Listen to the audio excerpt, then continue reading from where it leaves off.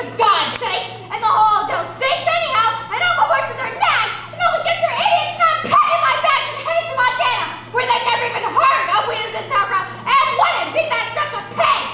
Something like that. I raved on this way for 20 minutes, and needn't repeat it all here. You get my drift.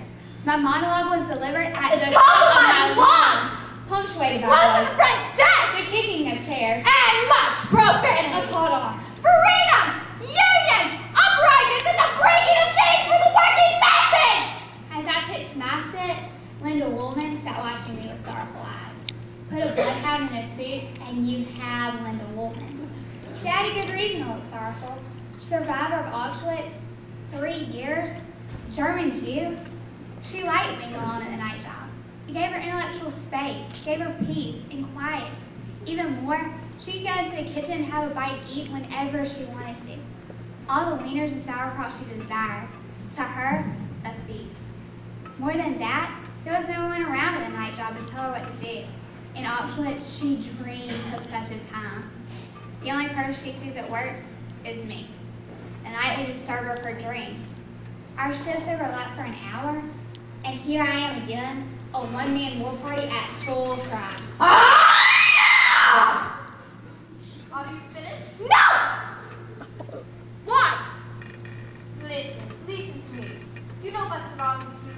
It's not Venus and Kraft, and it's not the boss, and it's not the chef, and it's not this job. Ha! What's wrong with me?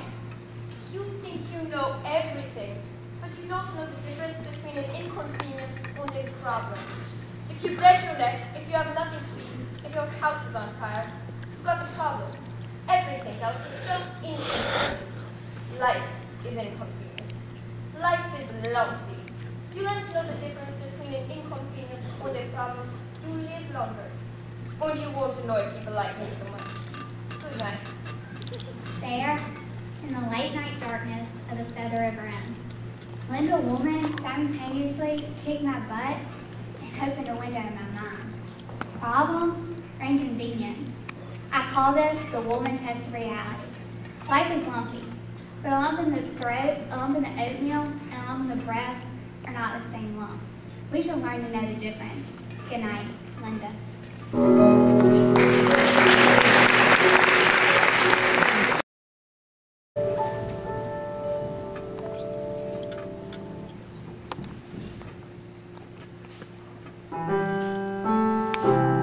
A sweet life when I take time to see it, and there is a wonder inside me.